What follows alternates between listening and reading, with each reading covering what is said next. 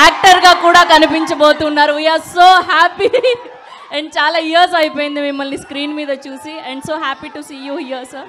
అందరికీ నమస్కారం, ఎలా ఉన్నారు? ఆహా, ఇదే కదా కావాలి, చాలా సంవత్సరాలు అయిపోయింది బయటకు వచ్చేలాగా.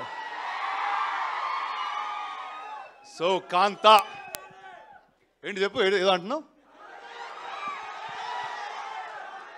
తర్వాత. సో ఈరోజే పొద్దున్న కాంతా ట్రైలర్ రిలీజ్ అవ్వడం జరిగింది. అండ్ ఈ సినిమా కాలం అన్నది ఒత్తి సినిమానే రీక్రియేట్ చేయగలుగుతుంది. జై హో దా. ఓకే స్వామి, మీరు బాగా రౌడీగాడయ్యా మీరు అసలు.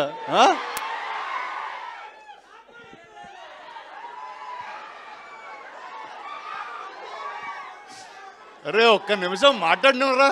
ఓకే అంతే అంటారా? సరే ఒక 2 minutes.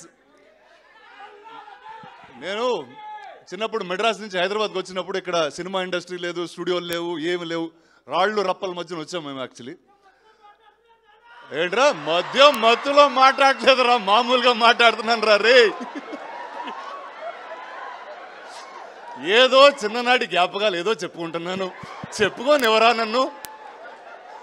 నేను ప్రిపేర్ అయ్యి బాగా వచ్చాను మీతో ఏదో మాట్లాడేద్దామని, అసలు ఆగనివ్వట్లేదు. ఓకే కానీ చెప్తాను. సో ఆ టైంలో ఇక్కడ అన్నపూర్ణ స్టూడియోస్, పద్మాలయ, రామానాయుడు స్టూడియోస్ ఇవన్నీ కడుతున్నప్పుడు వాళ్ళందరూ మాట్లాడుకునే ఏంటో తెలుసా? విజయవాణి స్టూడియోలో ఇలా జరిగిందంట, ఏవిఎం స్టూడియోలో ఇలా జరిగిందంట అని, ఇలా స్టార్స్ గురించి. అంటే ఇప్పుడైతే ఇంత పెద్ద మీడియా, సోషల్ మీడియా మీరు అందరూ ఉన్నారు, అప్పుడు స్టూడియో లోపల జరిగే విషయాలు చాలా తక్కువ మంది తెలిసాయి. బాలయ్య గారు కూడా అక్కడి నుంచి వచ్చారా నాతో పాటు. సో అలాంటి ఒక సెట్టింగ్లో సెల్వా నాకు ఒక కథ చెప్పడం జరిగింది. అండ్ చెప్పి చాలా సంవత్సరాలు అయింది కూడా. బట్ ఆ రోజు ఆ కథ విన్న వెంటనే ఖచ్చితంగా ఈ సినిమా చేయాలి, నేను ఏదో విధంగా ఈ సినిమా ముందుకు తీసుకెళ్లాలన్నప్పుడు ఆ సినిమాకి ఎవరు కరెక్ట్ అంటే, నాకు తెలిసి ఇండియాలో ఎవరన్నా ఒక పీరియడ్ కథ రాయాలి అని అనుకుంటే కూడా మొట్టమొదటి వ్యక్తి అదిగో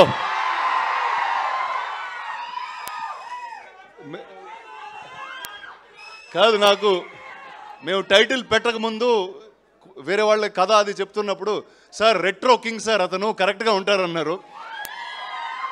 కానీ ఈ సినిమాలో మేము చెప్పాం ఖచ్చితంగా November 14 తర్వాత మీరందరూ ఇతన్ని నట చక్రవర్తి అని పిలుస్తారు. అండ్ సెల్వా గురించి ఏం చెప్పాలంటే, ఆయన ఎంత ఆథెంటిక్ మనిషి అంటే, ఒక డైరెక్టర్ పాత్రకి ఎతికెతికి ఒక డైరెక్టర్ గారినే పట్టుకొచ్చారు, అది సముద్రగణి గారు. ఆయనతో ఆబ్వియస్లీ ఇంతకుముందు ఆయన కొడుకుగా చేశాను. అండ్ ఇప్పుడు చాలా వేరేగా ఉంటుంది మా రిలేషన్షిప్ ఈ సినిమాలో.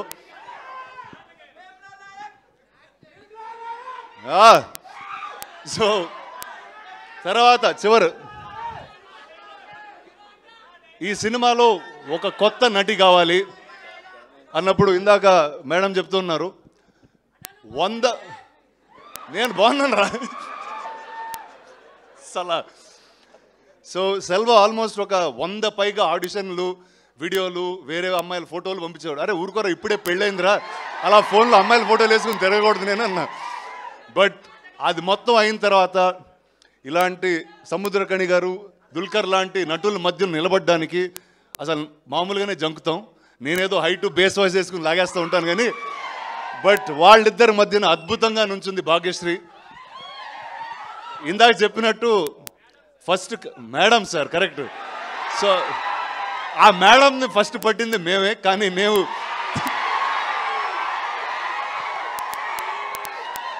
మేము సినిమా తీసే డిలేలో ఆవిడ తెలుగులో సినిమాలు చేసి ఇంత పాపులర్ స్టార్ అయిపోయారు. So I don't have to say anything. Welcome again. And ఈ సినిమాకి మ్యూజిక్ మొట్టమొదటిసారి నేను ఈ సినిమా చేస్తున్నాను అనగానే ఆదిత్య మ్యూజిక్ వచ్చి తీసుకున్నారు ఈ music. Sir thank you sir మీ సపోర్ట్కి అట్ ఎనీ పాయింట్. నువ్వే పాట పాడుతున్నావురా? సరే ఓకే, November 14 మిమ్మల్ని థియేటర్లో కలుస్తాం. And thank you, all the best.